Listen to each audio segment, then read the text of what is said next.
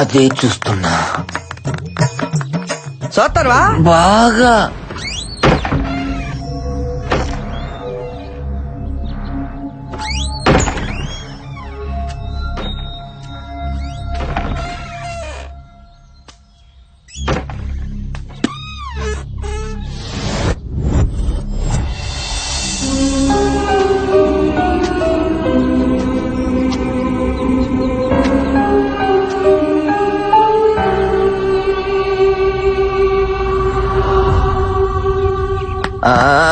అరే నా బాలే నా బాలే.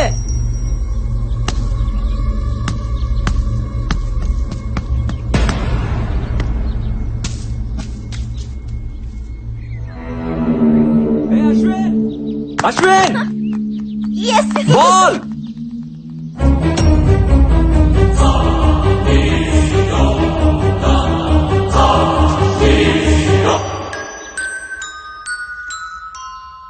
అక్కడ ఉండాల్సిన బాల్ ఇక్కడికి ఎలా వచ్చింది? బాల్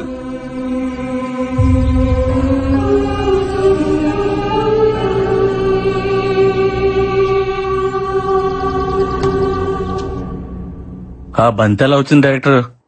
ఆత్మలకు మాత్రం ఆడుకోవాలని ఉండదా? దెయ్యాలు క్రికెట్ కూడా ఆడతాయా?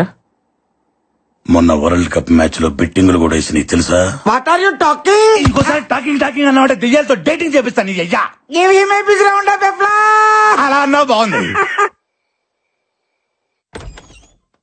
సినిమా చూపుతామా నీకు, సినిమా చూపుతామా సిను సినుకి నీతో సిడి కుటితమామా మామ, సినిమా చూపుతామా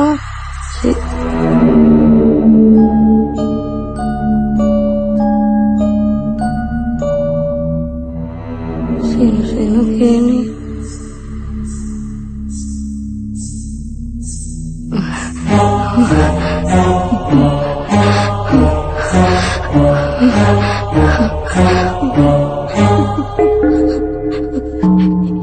ఎవరు?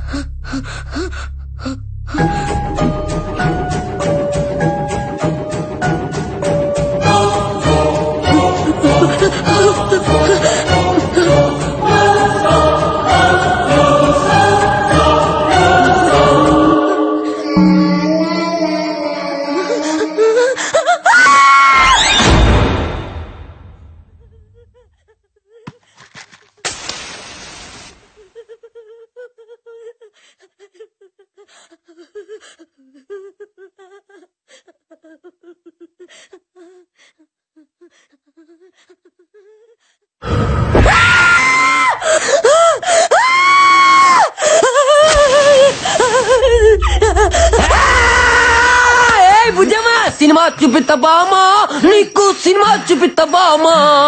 అందుకే ఈ ఆడపత్తుల రియాలిటీ షోకు రావద్దనేదే శివుడా. రే బొక్కల బాద్షా, ఇక్కడి నుంచి వెళ్ళకపోతే నీ బొక్కలని ఇరగదీసావేరా? నువ్వు నా పంచు మీద అంచు కూడా పీకలేవే. సీను సీను నీతో సీటీ కొట్టిస్తామా.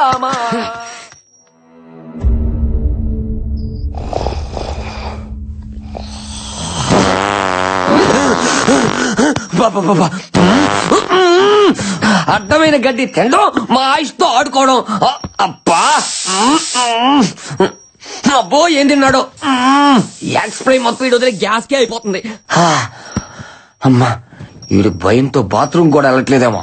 మురుగు నేయాలు కోట్ల బోళ్ళ ఎలుకలు చచ్చిపోయి ఉంటాయి.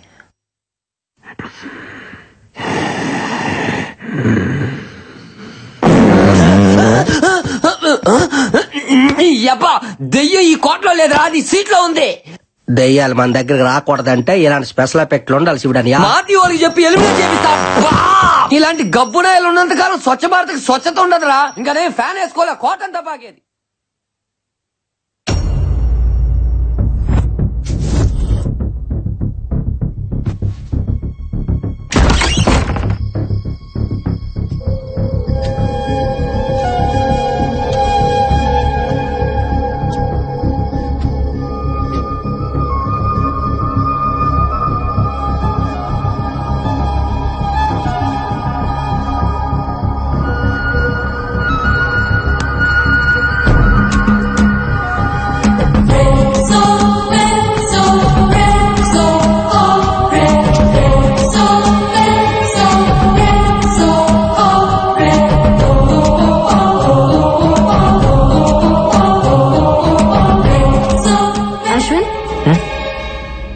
గీటంలో ఇక్కడేం చేస్తున్నావు? ఇక్కడ ఏదో ఉంది బాలా. మార్నింగ్ మనం క్రికెట్ ఆడుతున్నప్పుడు బాల్ వచ్చి అక్కడ ఆగింది. బట్ తర్వాత ఆ బాల్ దాని అంతటా అదే నా వైపుకి వచ్చింది. అది ఎలా వచ్చిందో అర్థం కావట్లేదు. మేబీ గాలికి వచ్చిండొచ్చుగా. ఎస్, గాలే. ఆ గాలి ఏ గాలి అని చూస్తున్నా. నీ మాటల్ని అర్థం చేసుకున్నాడు చాలా కష్టం అశ్విన్. అయినా నువ్వెప్పుడు ఎందుకు అదోలా ఉంటావు? ఏంటి? నేను చూసినప్పటి నుంచి అట్లాగే ఉన్నావు. ఇక్కడ రావడానికి నీకు కేవలం డబ్బులు ఒకటే ఇష్యూ కాదు, ఇంకేదో ఉంది. నీ కళ్ళల్లో చూసినప్పుడల్లా వాటి వెనక ఏదో కథ ఉందనిపిస్తుంది. చెప్పొచ్చుగా. ఎందుకు చెప్పాలి? సరే చెప్పకు. నాకు అన్నయ్య ఉన్నాడు, doctor Karthik.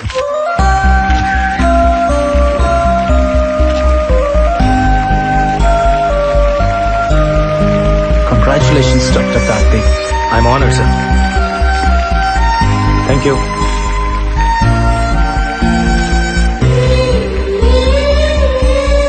Thank you. Sir, yeah, మీరు ప్రారంభించిన ఆర్గాన్ రెవల్యూషన్ నేటికి 150 మైలురాలు దాటింది. ఖరీదైన ఆర్గాన్స్ ని కూడా ఫ్రీగా ట్రాన్స్ప్లాంటేషన్ చేస్తున్నారు. ఇది మీ ఆశయం అనుకోవచ్చా? ఆశయాలు లక్ష్యాలు లాంటి పెద్ద మాటలు నాకు రావు. ఇష్టం, బ్రతుకంటే ఇష్టం. అది అందరికీ కావాలి. చావంటే ప్రాణం వదిలేయడం కాదు, జస్ట్ ఓ జీవితాన్ని వదిలేయడం అంతే.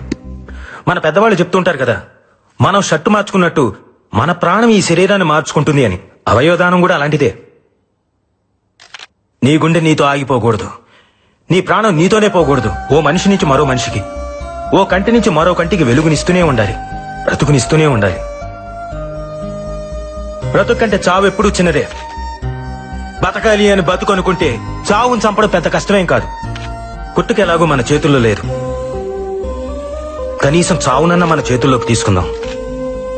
ప్రాణం పోయిన తర్వాత కూడా బ్రతుకుందాం.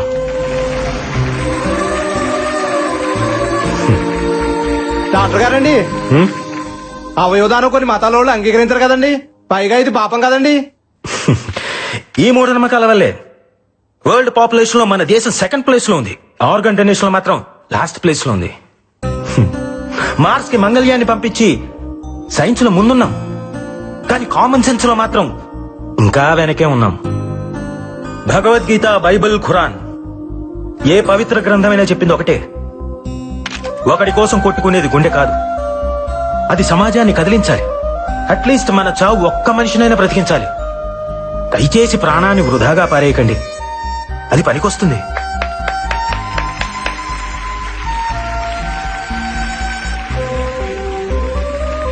ఆర్గాన్ ట్రాన్స్ప్లాంటేషన్ గురించి సైన్స్ ఈరోజు చెప్తోంది, కానీ మన పురాణాలు ఇప్పుడే చెప్పాయి. ఒక పావురం ప్రాణం కాపాడడం కోసం శిబి చక్రవర్తి తన తొడను కోసి తూకం వేశాడు. దదీచి తన వెన్నెముకను వజ్రాయుధంగా మార్చాడు. ఏమండి, మీరన్నట్టు అది పాపమే అయితే వాళ్ళంతా పుణ్యాత్ములు ఎందుకు అయ్యారు? బ్రతికున్నప్పుడే వాళ్ళు ఆర్గాన్స్ డొనేట్ చేశారు, మనం చనిపోయిన తర్వాత అయినా చేయలేమా?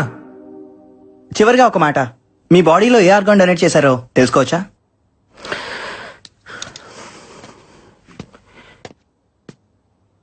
ఈ బాడీని డొనేట్ చేశాను.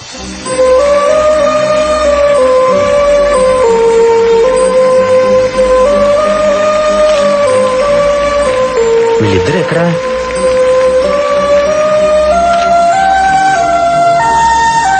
అరే, ఎక్కడికి వెళ్ళారమ్మా? ఈ రోజు నుంచి ఆమె ఆర్గాన్ డోనర్ అన్నయ్య. నేను కూడా. గుడ్ జాబ్ రా.